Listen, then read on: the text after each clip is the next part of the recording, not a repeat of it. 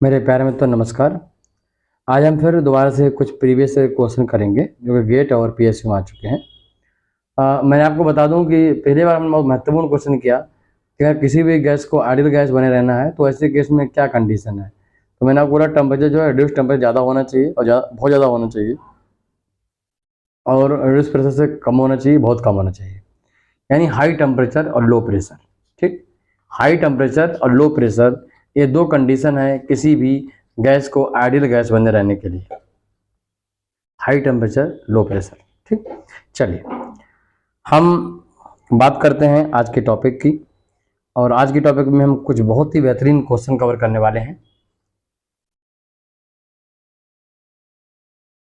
जो क्वेश्चन है हमारे वो हमने देखो क्या है। पहला क्वेश्चन क्या है देखो, if the door of running refrigerator inside a room is left open. जैसे क्या है कि मान लेता हूँ कि राजीव एक लड़का है और वो बहुत आलसी है। उसने क्या किया है कि अपनी रेफ्रिजरेटर की डोर को खोला है, पेप्सी निकाली और उसको पीने लगा और फिर बिना डोर खोल बंद किए ही चला जाता है, यानी डोर लेफ्ट रह जाता है। तो ऐसी कंडीशन में क्या क्या होता है। क्वेश्चन देखिए, if the door of a running refrigerator inside a room, जो कि आपके रूम में रखा हुआ है और रूम में रखा रहता है, room is left open, open ही रह जाता है। ठीक, देन पहला ऑप्शन हम देखेंगे। पहला ऑप्शन जो है, the room will be cooled slightly, room धीरे धीरे ठंडा होने लगेगा।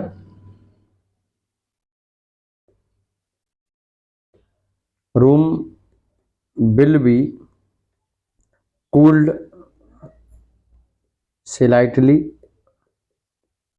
धीरे धीरे रूम ठंडा हो जाएगा। दूसरा option, the room will be warmed up gradually, room धीरे धीरे गर्म हो जाएगा।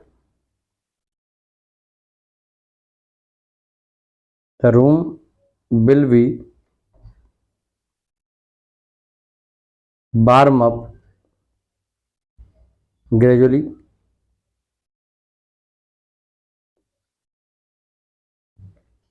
the room will be cooled to the temperature inside the refrigerator.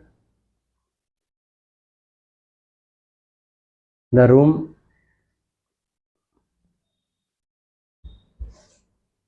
will be cooled to the temperature, पूरा लिखो, temperature inside the refrigerator,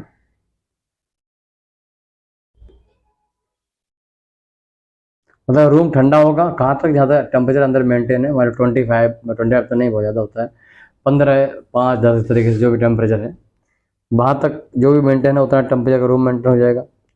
अगर ऐसा मेंटेन हो जाए ना तो फिर कोई व्यक्ति एसी ना लगाए, रूम हीटर वो फ्रिज लगाए और फिर दरवाज़ा खोल दे, तो फिर अंदर का टेम्परेचर इतना होता है बाहर का हो जाएगा, थोड़ा कम हो जाएगा।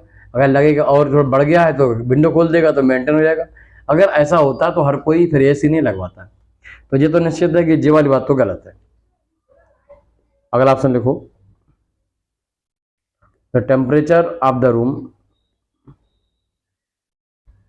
Will be unaffected.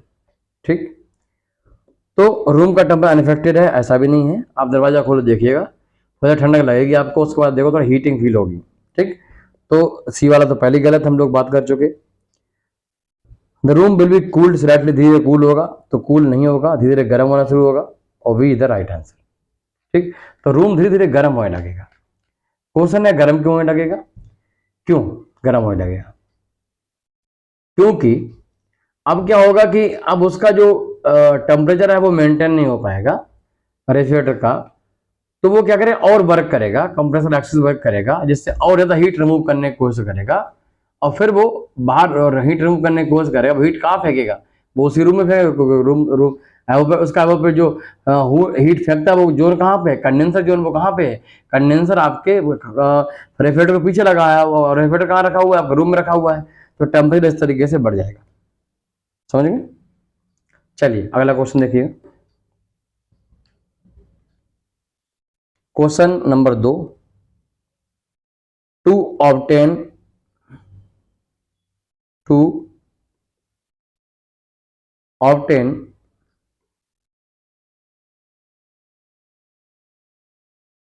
the integrated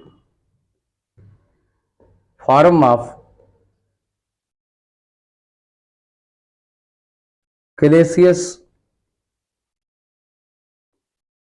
Clapeyron equation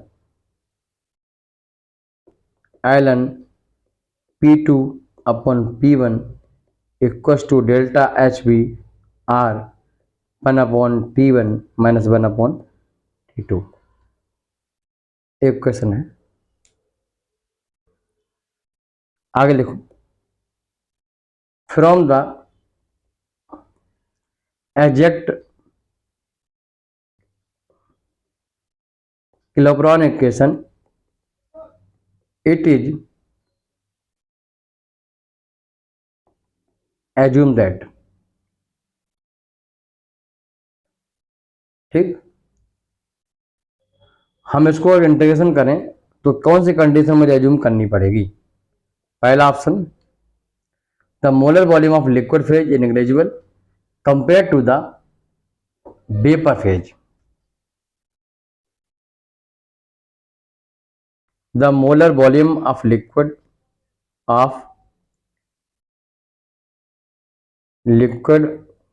phase is negligible compared that of the vapour phase. हमने मान लिया कि लिक्विड का वॉल्यूम बहुत कम है वेपर फेज के मुकाबले, हम ऐसा मान लें तो इंटीग्रेशन हो जाएगा, पहला ऑप्शन। दूसरा है the vapour phase behave just like ideal gas. The vapour phase behaves like ideal gas. तीसरा ऑप्शन है the latent heat of vaporisation is independent of temperature. चौथा, all of above option, all the above are application, all the above are application. इनमें से कौन सी condition ऐसी है जिसको मुझे मानना पड़ेगा? ठीक, तो आपको बता दें कि ये सारी कंडीशन को हमें पहले एज्यूम करना पड़ता है। ये सभी उसके एजम्पशन हैं कि लेटेंट हीट वेपराइजेशन जो इंडिपेंडेंट टाइम पे डिपेंड नहीं करती है, वरना उसको फंक्शन लेना पड़ेगा। वेपर फेज जो आइडियल गैस बिहेव करती है तो हम उसको लेना पड़ेगा, और वॉल्यूम लिक्विड का कम है गैस मुकाबले में, वेपर के मुकाबले में, ये लेना पड़ेगा। तो D is the right option. अगला क्वेश्चन के बारे में अगर हम बात करें तो अगला क्वेश्चन और ज्यादा सुपर है। क्या है, पढ़िए कि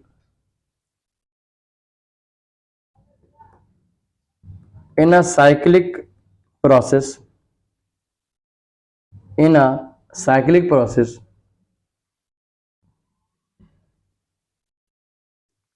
the work done by an ideal monoatomic gas is 400 joule. The heat of absorbed by the gas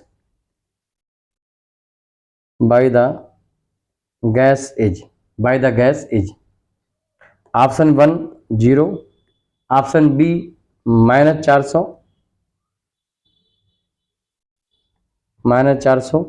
option c +400 joule, option d none of these.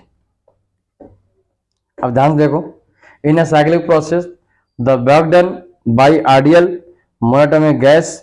अब देखो गैस यहां पर वर्क कर रही है, समझ रहे हो बात को? इसका मतलब डेल्टा डब्ल्यू जो लेना है आपको वो कैसा लेना है? पॉजिटिव लेना है। ले लिया पॉजिटिव।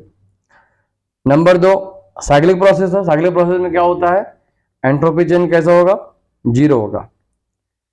अब इतना हीट कम मच रहा है तो D Q equal to D U plus D W है, ये तो जीरो है, तो डी क्यू जो होगा वो डी डब्ल्यू के बराबर होगा विद साइन।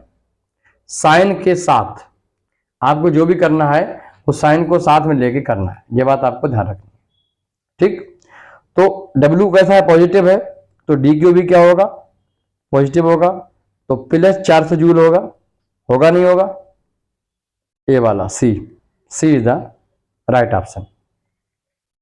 चलिए एक क्वेश्चन और हम करते हैं। क्वेश्चन है for a pure substance, for a pure substance ds upon dB at constant volume is equals to, पहला ऑप्शन है माइनस बी अपॉन टी, दूसरा ऑप्शन है P upon T, C option है सी पी अपॉन पी, और चौथा option है C B upon P. कह रहा है for pure substance ds upon dB at constant enthalpy what is the value, ठीक। क्वेश्चन नंबर 30 में देखिए,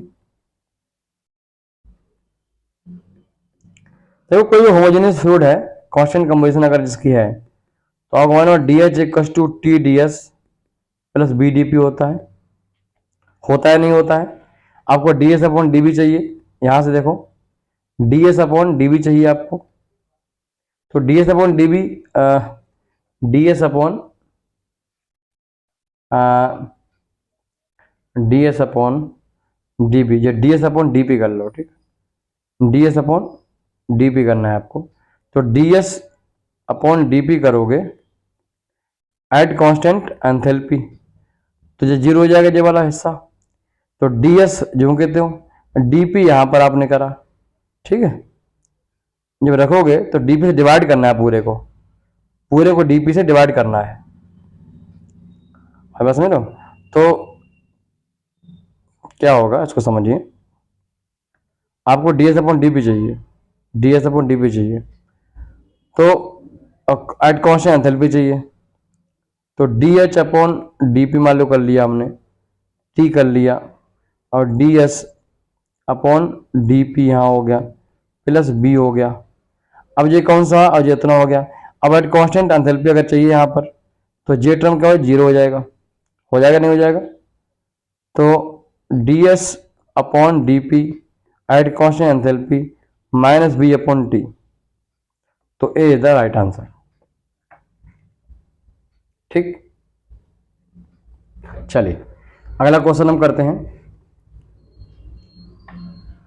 क्वेश्चन है कि availability of A system at any given state is. अगर हम बोल रहे हैं कि अवेलेबिलिटी, उसका क्या मतलब है, क्या होता है availability, availability of a system, availability of a system at any given state is. पहला option the maximum work obtain as the system goes to lead state, ठीक।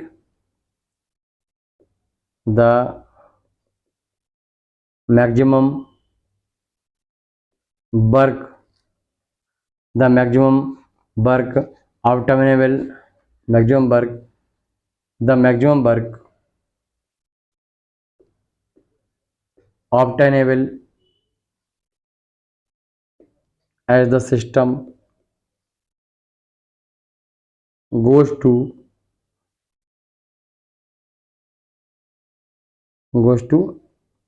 Dead state. दूसरा ऑप्शन लिखो कि अवेलेबिलिटी सिर्फ एक प्रॉपर्टी है, availability property यानी गुण है, property of the system, property तो खैर है, उसमें क्या बताना। जैसे कोई पूछे तुम कहाँ रहते हो, तुम बोल दो हम घर में रहते हैं, तो ये तो बात सीधी सी है, घर में रहते हो, रोड पे तो रहते नहीं होगे, ये तो वैसी बात हो गई। तीसरा ऑप्शन इसमें लिखो the total energy of the system, total energy of the system. D option लिखो the maximum useful work obtainable as the system goes to dead state. ठीक, देखो बिल्कुल सही इसमें जो ऑप्शन दिया है 32 का वो डी है। आपको याद होगा अवेलेबिलिटी जो वर्ड होता है वो अवेलेबिलिटी एक तरीके से गिव्स एनर्जी के लिए यूज किया जाता है। अब गिव्स एनर्जी क्या होती है कि एनर्जी तो उसके पास बहुत ज़्यादा है 30 है, बट उसको वर्क में कन्वर्ट करेंगे तो 24 ही कर पाएंगे, 6 बची हुई वो रह जाएगी उसके अंदर, वो नहीं कर पाएंगे। तो चौथा ऑप्शन जो है लिखो the maximum useful work obtainable मतलब as a receivable as the system goes to dead state खत्म होने से पहले, मतलब लास्ट स्टेज से पहले। तो D is the right answer. समझ गए? अगर कोई पूछे अवेलेबिलिटी क्या है तो कोई सिस्टम में यूजफुल वर्क कितना हम ले सकते हैं उससे जब तक सिस्टम डेड ना हो जाता है। ठीक है, तो मुझे लगता है कि आराम से आप कर सकते हो। बहुत सारे क्वेश्चन हमने पहले भी करवाए आपसे, तो अब कोई दिक्कत किसी प्रकार की परेशानी आपको नहीं होने वाली है। ठीक, कोई भी दिक्कत किसी प्रकार की आपको नहीं होने वाली है। चलते चलते एक क्वेश्चन और कर लेते हैं। आपको मैच करना है, मैच वाला क्वेश्चन है ए बी सी और डी। मैच है कि हीट के बारे में, मैच है इंटर एनर्जी के बारे में, मैच करना है वर्क के बारे में, और मैच करना है एंट्रोपी के बारे में। एंट्रोपी पहला है स्टेट फंक्शन और दूसरा है पाथ फंक्शन। ठीक, तो वर्क कैसा है? पाथ फंक्शन है। इंटर एनर्जी क्या है? स्टेट फंक्शन है। एंट्रोपी क्या है? स्टेट फंक्शन है। ठीक, हीट क्या है? पाथ फंक्शन है। 4 ऑप्शन हम यहां पर लिख रहे हैं। जो पहला ऑप्शन है उसमें ए को तीसरा नंबर दिया गया है, बी को पहला नंबर दिया गया है, सी को पहला नंबर दिया गया है और डी को पहला नंबर दिया गया है। जो बी ऑप्शन है उसमें ए को दूसरा नंबर दिया गया है, बी को पहला, सी को दूसरा और डी को दूसरा।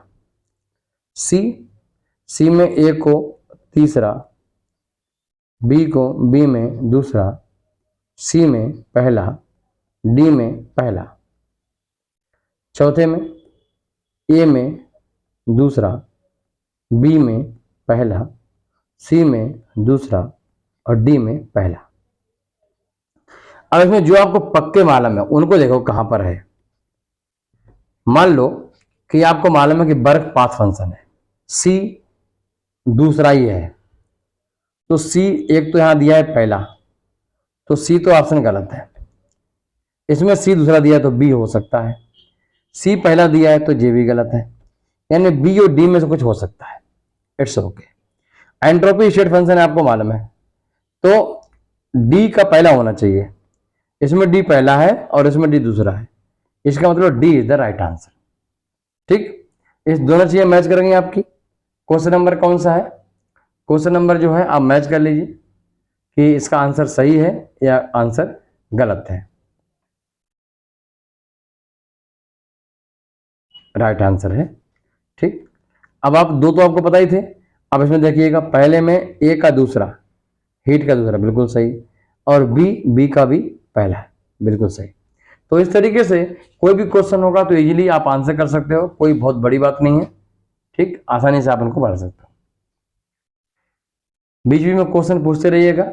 ये कोई लास्ट लेक्चर तो है बट लास्ट लेक्चर नहीं है, ये अंत ही इसकी शुरुआत है। ठीक है, जो अंत हम इसका कर रहे हैं यहीं शुरुआत कर रहे हैं इसकी। तो आप लोग बिल्कुल पूछते रहिए। उसमें थर्मोडायनामिक्स खत्म हो गया है तो आने वाले समय में हमें कुछ पूछना नहीं है, ऐसा बिल्कुल भी आपको नहीं करना है। समझ गए?